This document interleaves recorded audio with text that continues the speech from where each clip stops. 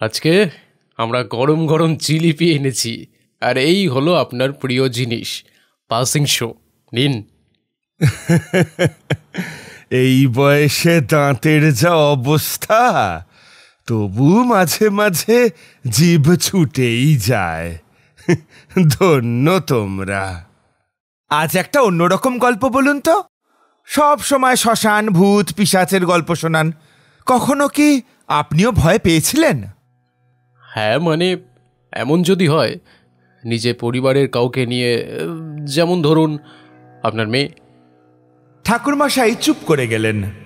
হাতের সামনে পুঁথির পাশে রাখা এক টুকরো রূপোর আংটির দিকে তাকিয়ে থাকলেন কিছুক্ষণ। চোখ যেন অন্য কোথাও। আমার নিজের মেয়ে চারিকে একবার হারাতে বসেছিলাম। হারাতে বসেছিলেন মানে কোথায়? ছায়ার কাছে, এক গভীর ঠান্ডা ছায়া, যা গাঢ় হয় রাতের পর রাত। ও ছিল এমন এক পর্ব যেখানে আমি মানুষ হিসেবে নয়, একজন বাবা হিসেবে লড়েছি, নিজের মেয়ে চারির জন্য। তাহলে সেটাই বলুন আজ, আপনার সবচেয়ে ব্যক্তিগত সেই গল্পটা। বলবো, তবে আগেই বলে দিচ্ছি, এটা কিন্তু শুধু তন্ত্রের গল্প নয়।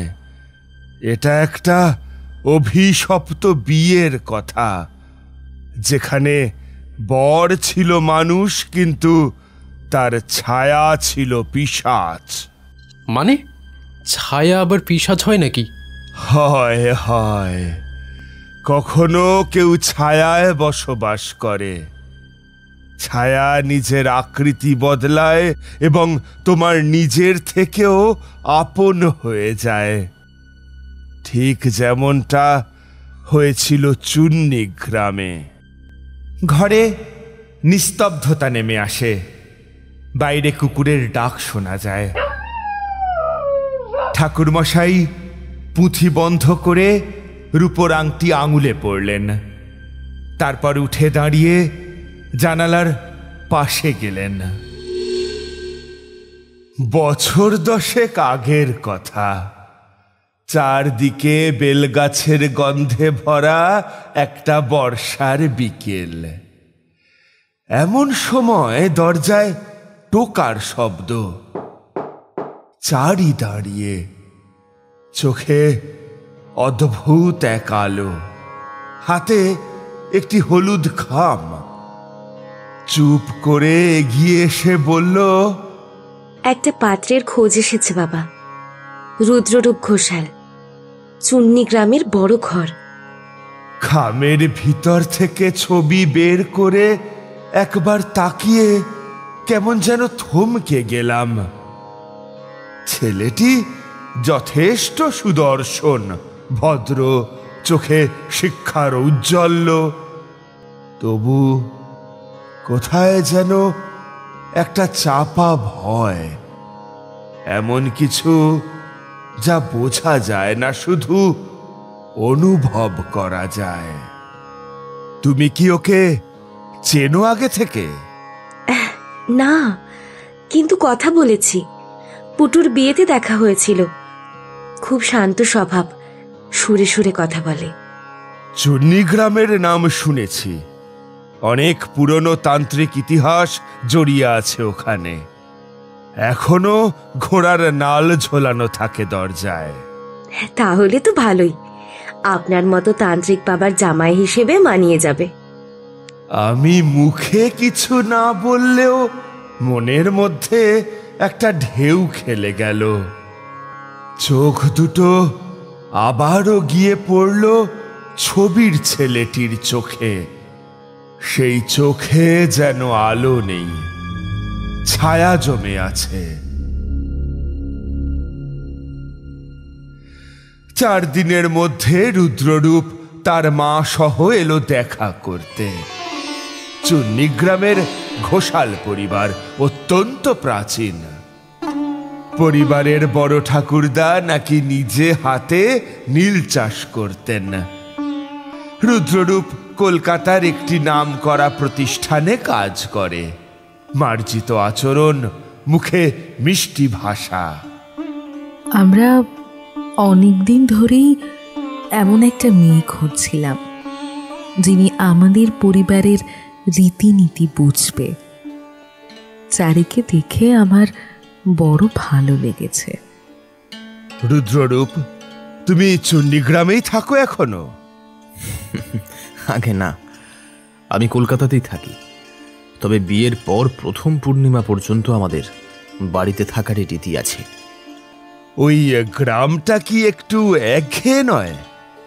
একঘেয়ে তো বটেই, তবে শান্ত। আমাদের বাড়ির পেছনে একটা পুকুর আছে, আর পাশে একটা অশ্বত্থ গাছ।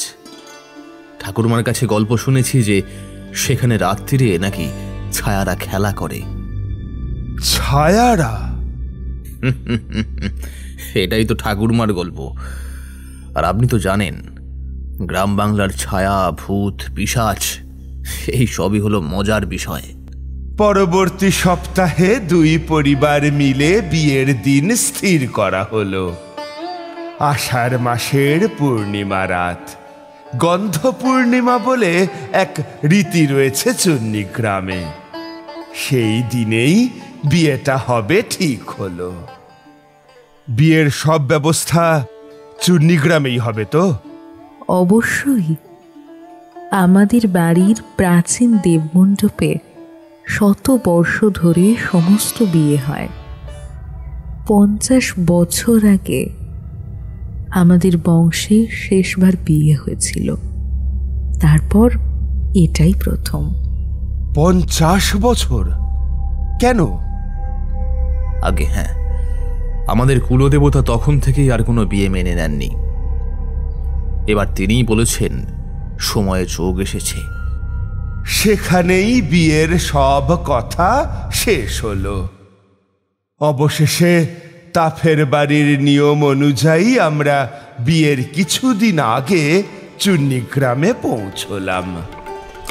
গ্রামের পথে ঢোকার সময় আকাশ কালো করে এলো। বর্ষার ধোঁয়া ধোঁয়া ছায়ায় পাখিরা চুপ, গাছপালা স্থির। আমি, চারি আর তার বান্ধবী, সাথে আমার এক কাকার কাকিমাও গিয়েছিলেন। গ্রামের প্রবেশ পথে বাঁশের ছাউনি পেরিয়ে গরুর গাড়িটা ধীরে ধীরে ঢুকলো ঘোষালদের বাড়ির দিকে। ঠিক তখনই চোখে পড়ল গ্রামের মোড়ের পাশে 5টা কুকুর বসে আছে। চোখে হালকা লালচে আভা। এই কুকুরগুলো এভাবে তাকিয়ে আছে কেন রে? গায়ে কাঁটা দিয়ে উঠছে। এই রকম নীরবতা ভালো লক্ষণ নয়। কুকুর যখন নিঃশব্দে তাকিয়ে থাকে, তখন কোথাও অশরীরী চলাচল হয়। আরে তুইও তো তন্ত্রমন্ত্রের লোক, তোর চোখে সব কিছুই চিহ্ন। সব চোখে সবকিছু ধরা পড়ে না কাকা। যাদের অভ্যেস আছে তারাই দেখে। গাড়ি ঢোকে ঘোষাল বাড়ির লোহার গেট দিয়ে। ভিতরে বিশাল উঠোন, দুপাশে মাটির ঘর, আর মাঝখানে পুরনো অশ্বত্থ গাছ। তার গোড়ায় মাটির মূর্তি। তুলসী মঞ্চের পাশে একটা শিঙা পড়ে আছে। আমাদের অভ্যর্থনা জানাতে এগিয়ে আসে রুদ্ররূপ ও তার মা শোভনা ঘোষাল। এসেছেন তো শেষমেশ। বাড়ির বাতাসই যেন বদলে গেল আজ। আসুন। গ্রামটা যেন একটু নিঃশব্দ নয়? পাখির ডাকও শুনছি না। এখানে এমনই, শহরের মতো অত শব্দ নেই। এখানে শুধু ছায়া আর সময় ঘুরে বেড়ায়। ছায়া আর সময়? বেশ কথাটা বললে। তবে এই ঘোর যেন বেশি গভীর না হয়। রাতের খাওয়া দাওয়ার পর আমি একা উঠোনে দাঁড়িয়ে আছি। আকাশ পরিষ্কার, কিন্তু হাওয়া নেই, গাছের পাতাও নড়ছে না। ঠিক তখনই চোখ পড়ে বাড়ির পিছনের বট গাছটার দিকে। হালকা আলোয় ঝুলে আছে কিছু একটা। আমি এগিয়ে যাই। কাছে গিয়ে দেখি একটা ছাগলের কাটা মাথা ঝুলছে সেই গাছে। রক্ত নেই, চোখ দুটো তুলে নেওয়া, কেবল খালি খোপ। এটা কে ঝুলিয়েছে? পিছন থেকে গলার আওয়াজ এলো, বাবু, আপনি এখানে কি করছেন? ঘুরে দেখি এক বয়স্ক মানুষ, গায়ে মোটা গামছা, চোখ কোটরাগত। রসেন, ঘোষাল বাড়ির পুরনো চাকর। ওটা কিছু না, শিয়াল ধরে আনছে, মাঝে মাঝে গাছে ফেলে যায়। হ্যাঁ, এখানে এমন হয়ে থাকে। শিয়াল ছাগলের মাথা কেটে ঝুলিয়ে রাখে, তাও আবার নিরক্ত, নিচোখ। আপনার মতো বড় লোক শহুরে বাবুরা এ সমস্ত বিশ্বাস করবেন না, কিন্তু এই গাছে আগেও এমন ঝুলেছে অনেকবার। ঘুম ভেঙে চারিমা রান্নাঘরের দিকে যাচ্ছিল। আচমকা দেখতে পায় ভাড়ার ঘরের দরজা আধ খোলা, আর সেখানে একটা আয়না রাখা। সেই আয়নায় দেখা যাচ্ছে তাদের কেউই নেই। একটা সাদা পোশাকে কন্যার আবছা প্রতিবিম্ব। চারি চেঁচিয়ে ওঠে, সবাই ছুটে যায় সেইখানে। আয়নায় তখন কেবল নিজেদেরই প্রতিবিম্ব। এই আয়নাটা এখানে আগে ছিল না তো? না বাবু, কাল রাতেই রাখা হয়েছে, এই ঘরে ছিল না আগে। ছায়া শুধু আলোকে গেলে না, মানুষকেও চুষে নেয়। আয়না তার দরজা, আর সংকেত ওই ছাগলের মাথা। সেই দিনটা কেটে গেল মনে সন্দেহ নিয়ে। সেদিন রাত্রে নিজের ঘরে বসে পুঁথি অধ্যয়ন করছিলাম। মন্ত্রের বইয়ের একটা পাতায় চোখ আটকে যায়। ছায়া বিবাহ, 50 বর্ষ পরবর্তী আত্মপুনর্জন্ম রীতি। আমি চোখ বন্ধ করে মনে মনে বললাম, এই বিয়েটাকে বাঁচাতে হলে আমাকে ছায়ার উৎসে পৌঁছতে হবে, নয়তো চারিকে আর ফিরে পাবো না। চুন্নি গ্রামের সেই পুরনো ঘোষাল বাড়ির রাত যেন সময়ের এক জমাট ধাপ। যত রাত বাড়ে তত নিঃশব্দ হয় চারদিক। আকাশে জোছনা থাকলেও মাটির গন্ধ ভারী হয়ে আসে, এক ধরনের অচেনা গন্ধরাজ ঘ্রাণ। নতুন ফুল ফোটেনি, তবু যেন গন্ধ ছড়িয়ে পড়েছে। বাড়ির ভিতরে কিছু যেন দম বন্ধ করা অস্থিরতা। চারির আচরণে পরিবর্তন, কিছু অসমাপ্ত কথাবার্তা, আর রাত ভর শোনা যায় এক অদ্ভুত হাসির আওয়াজ। এ হাসি কার? নারী, পুরুষ, নাকি দুজন একসঙ্গে? পরদিন দুপুরবেলা রুদ্ররূপ বারান্দায় বসে চারির সঙ্গে কথা বলছে। আমি দূর থেকে দেখি চারির মুখে এক অদ্ভুত অভিব্যক্তি, একরকম নির্লিপ্ত আনন্দ যেন। আমি কিছু না বলে সেখান থেকে চলে গেলাম। রাত্রে একা বসে ধূপ জ্বালিয়ে শুধু প্রদীপের কম আলোয় মন্ত্রপাঠ শুরু করলাম। ছায়াচার্য ভ্রষ্টবিন্দু ধ্যানম করমীয়হম। ঘরের মেঝেতে ছায়া গাঢ় হয়ে উঠতে থাকে। আমি চোখ বন্ধ করেও অনুভব করি ঘরের মধ্যে কারো উপস্থিতি। এক সময় আমার ধ্যান চোখে ভেসে ওঠে এক দৃশ্য। রুদ্ররূপ শুয়ে আছে, কিন্তু তার দেহের ভিতর থেকে বেরিয়ে আসছে অন্য এক মুখ, এক পিশাচ রূপ মুখ। চোখ নেই, শুধু গর্ত, আর নাকের বদলে দুটি সূক্ষ্ম ছিদ্র। মুখ বেয়ে ঝরছে কালো ধোঁয়ার মতো কিছু একটা। তারপর সে উধাও।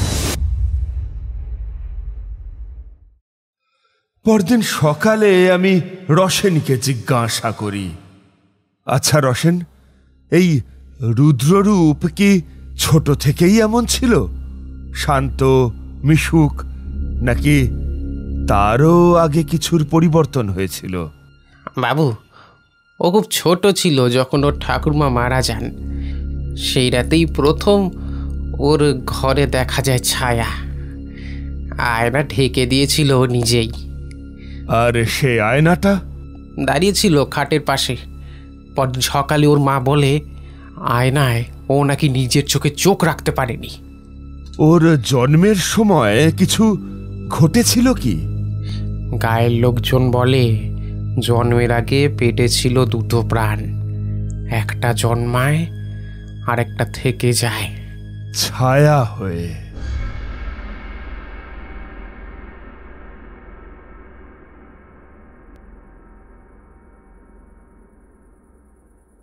সন্ধেবেলা চারি রুদ্ররূপের সঙ্গে বাগানে বসেছিল।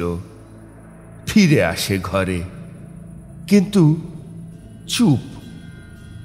আমি তাকে জিজ্ঞাসা করি, কি হয়েছে মা, শরীর ভালো তো? আমি জানি না কেন, কিন্তু ওর পাশে বসলে আমার নিজের মনে হয় আমি অন্য কেউ। একসময় ভুলে যাই আমি কে। আমি বুঝলাম সময় এসেছে। ছায়া এখন আর শুধু পাশে নেই, এখন সে শরীরের ভিতরে ঢুকেছে। সময় আছে কিন্তু কম। বিয়ের দিন যত এগিয়ে আসে, চারির মুখে যেন এক নিস্তেজ জ্যোতি। রুদ্ররূপ সর্বদা চুপচাপ থাকে, মুখে হালকা হাসি, কিন্তু তার চোখ, সেই চোখ যেন মানুষের নয়। এই বিয়েটা শুধু দুই মানুষের নয়, এর পিছনে লুকিয়ে আছে এক ভয়ানক আত্ম ইতিহাস। আমি রসেনকে ডেকে পাঠাই। আচ্ছা রসেন, এই বাড়িতে কোনো পুরনো বই বা পুঁথি আছে? একটু মনে করে বলো তো। সেরকম তো কিছুই মনে পড়ছে না, তবে একটা বই আছে মায়ের ঘরে। ওতে কাউকে তিনি হাত দিতে দেন না। সেটা তুমি আমাকে এনে দিতে পারবে? আমি চেষ্টা করব। শেষমেশ খুঁজে পায় একটা পাতলা রক্তবর্ণ বই, ছায়াচক্র বংশাবলী ও বিবাহপঞ্জি। ওই বই কেউ ছয় না বাবু। মা বলে ওখানে কেবল হারানো নাম, ফিরে না আসা মেয়েদের কথা লেখা। হারানো মানে মৃত নয়। অনেক কিছু থাকে জীবিতের থেকেও বেশি নীরব। আমি পাতাগুলো উল্টে উল্টে দেখি। সাজানো ভাবে লেখা আছে প্রতি 50 বছর অন্তর ঘোষাল পরিবারের বিয়ের তালিকা। 1725 মীনাক্ষী দেবী গায়েব, 1775 রুক্মিণী দেবী নিখোঁজ, 1825 পদ্মাবতী ঘোষাল আত্মহত্যা। 1875 শ্যামলী ঘোষাল রাতের পরেই গায়েব।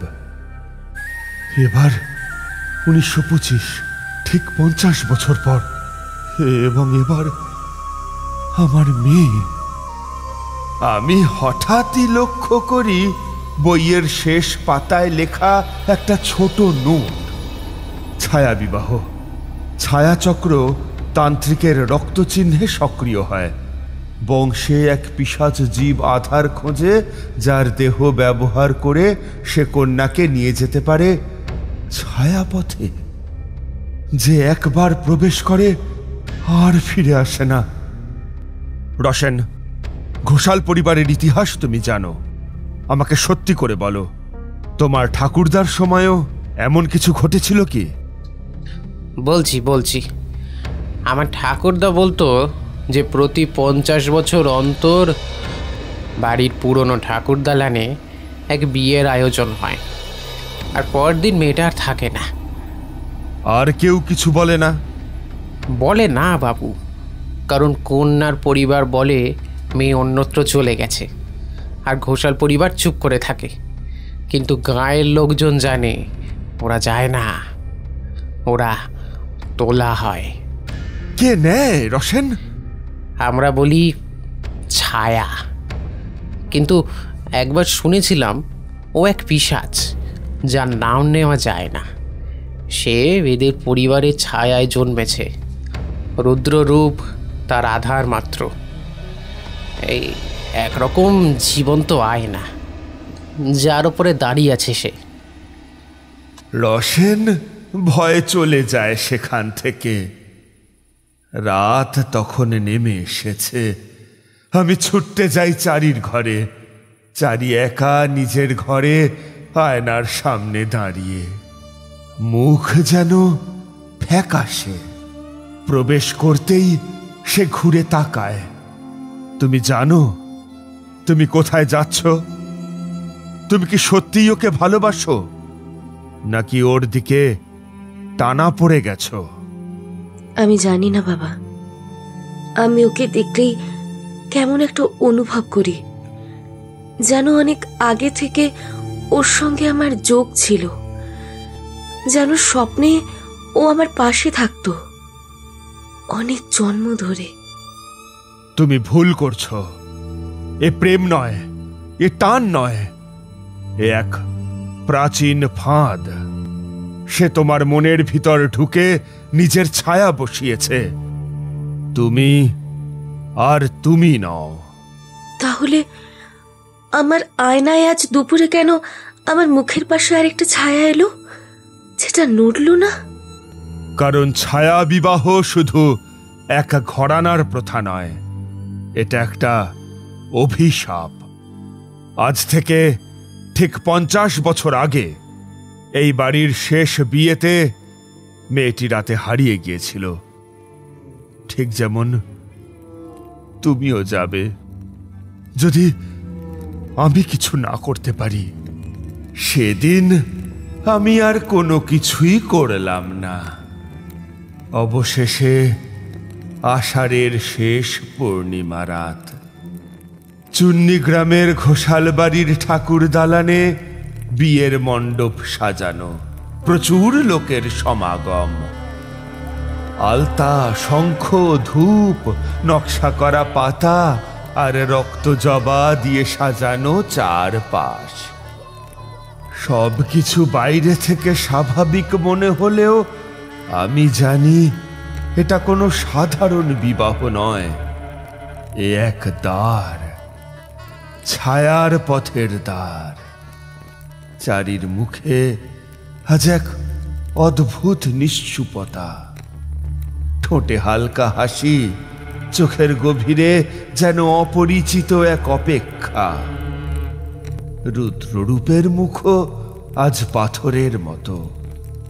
ভদ্রতা আছে, আবেগ নেই। সিঁদুর দান মুহূর্তল, দেব দেবী সাক্ষী থাকুন। পাত্র পাত্রী এখন পরস্পরকে। হঠাৎ ফুস করে নিভে যায় সমস্ত বাতি। চুপচাপ এক নিঃশব্দ মুহূর্ত, যেন বাতাসও থমকে গেছে। ঠিক তখনই রুদ্ররূপ হঠাৎই মুখ নামিয়ে তুলে নেয়, কিন্তু সে আর মানুষ নয়। তার চোখ দুটো গর্তের মতো ফাঁকা, চোয়াল বেরিয়ে আসছে, দাঁতের বদলে ধারালো হাড়, শরীর থেকে কালো ধোঁয়ার মতো ছায়া বেরোচ্ছে, মণ্ডপের মাথা পর্যন্ত উঠে যাচ্ছে। তুই কে? রুদ্ররূপ না তার ছায়া পিশাচ? আমি রুদ্ররূপ নই, আমি সেই যে জন্মের আগে গিলে ফেলেছিল তার যমজকে। আমি সেই যে বংশ ধরে খুঁজে পেয়েছে তার আধার। আজ চক্র পূর্ণ হয়েছে। চক্র এখন ভ্রমণীগ্রাসে আটকে পিশাচ, বেরোতে পারবি না। তোর ছায়া এখন মাটির সঙ্গে বাঁধা। কে তুই? এক তান্ত্রিক। রক্ত তো তোর তন্ত্রে বাঁধা, ছায়া কি তোর ছায়া নয়? আমি তারানাথ, আমি তোর ছায়া বুঝি, তোর উৎস জানি, আর তোকে ফেরাবার মন্ত্র আয়ত্ত করেছি। পিশাচ রূপ রুদ্ররূপ মণ্ডপের মাঝখানে উঠে এসে দুই হাতে ছুঁড়ে দেয় অদৃশ্য আগুন। চারির শরীর হালকা কেঁপে ওঠে। সে ধীরে ধীরে মণ্ডপের বাইরে পা বাড়াতে শুরু করে। আমি সাথে সাথে মন্ত্র পড়তে শুরু করলাম। ওং হিমছায়াবথ বঞ্চনায় নমঃ তং পরদৃশ্য ছায়া কৌশলং সিদ্ধিকরমি। রুদ্ররূপের ছায়া পুঞ্জীভূত হয়ে মূর্ত হয় এক অতিকায় নারী পুরুষ মিশ্র ছায়া দেহ, যার পেছনে শত শত চোখ। মেয়েটা আমার, তার রক্ত তোর রক্ত, আমি তাকে নিয়েই ফিরব। আমি নিজের আঙুল কেটে রক্ত ফোঁটা ফেলে আঁকি শেষ রক্ষা চক্র। ছায়া কৌশল মন্ত্রের মোহবৃত্ত। সমস্ত ঘর কেঁপে ওঠে।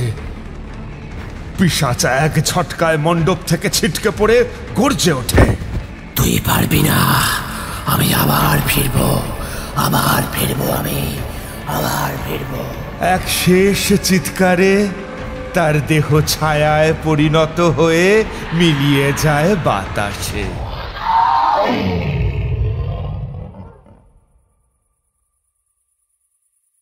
চারির চোখ আবার স্বাভাবিক। সে কিছু বুঝে ওঠার আগেই জ্ঞান হারায়।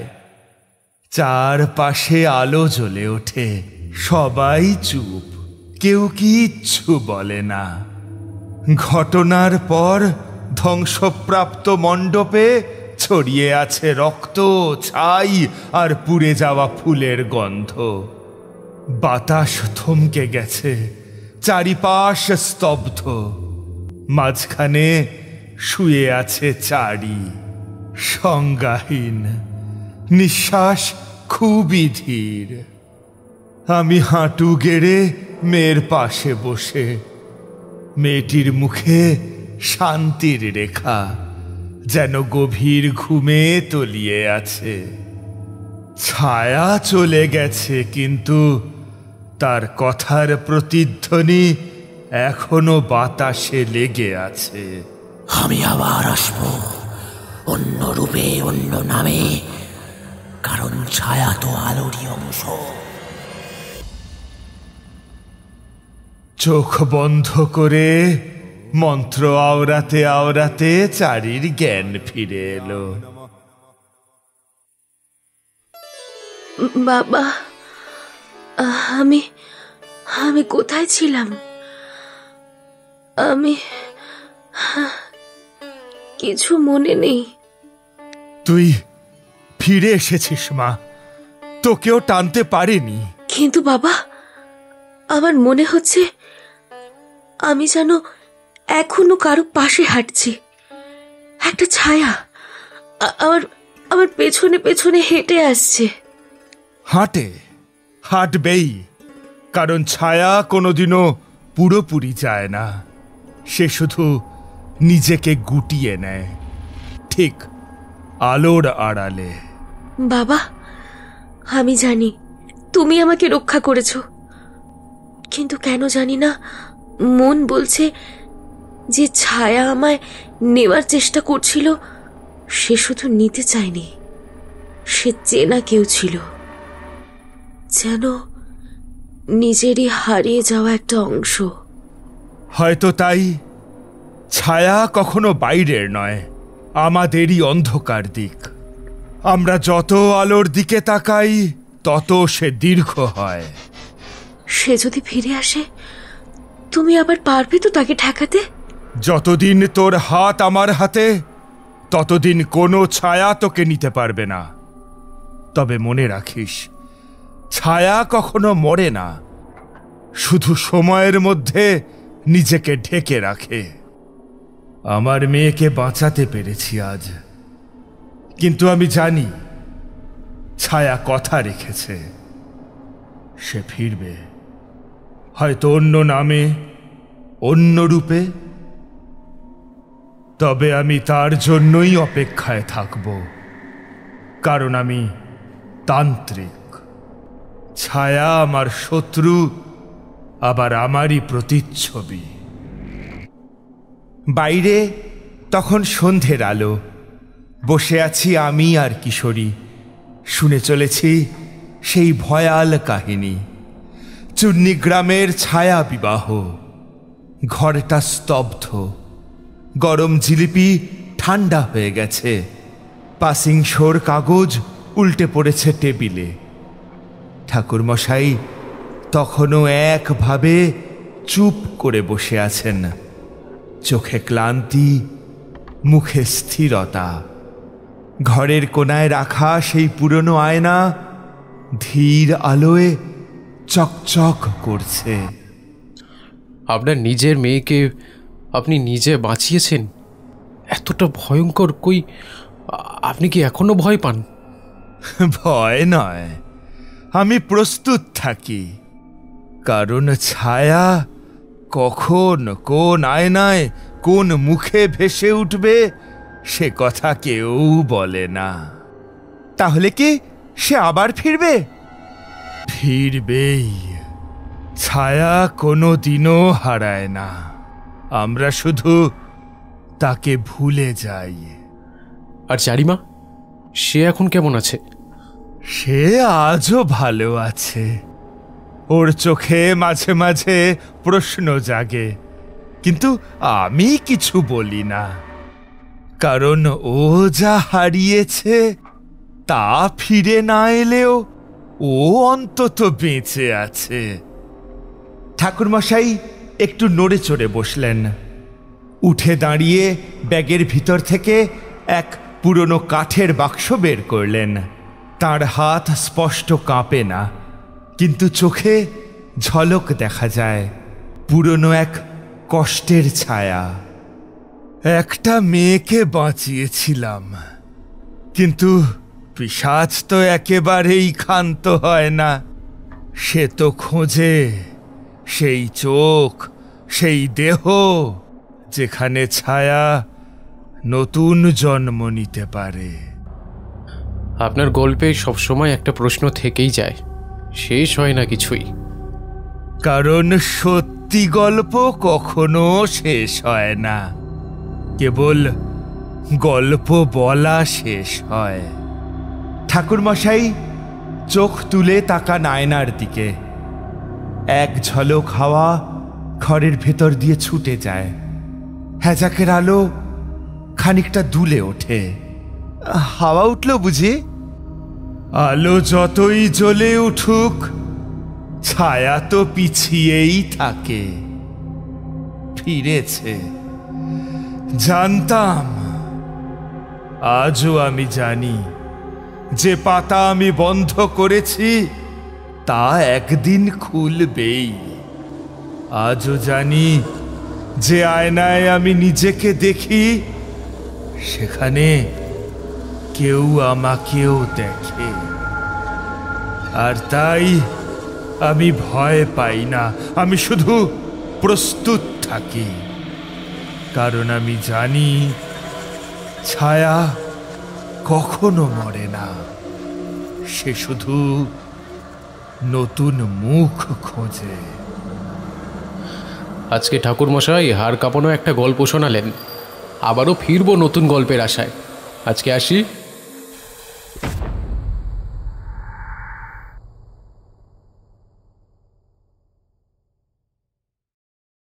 আমাদের এই গল্প যদি আপনাদের ভালো লেগে থাকে তাহলে অবশ্যই লাইক করবেন এবং শেয়ার করবেন। যারা চ্যানেলটিতে নতুন তারা অবশ্যই সাবস্ক্রাইব করুন। শুধু বেল আইকনটি টিপে নোটিফিকেশন অন করে দিন, যাতে আমাদের পরবর্তী কাজগুলোর খবর সবার আগে আপনার কাছে পৌঁছয়। ধন্যবাদ।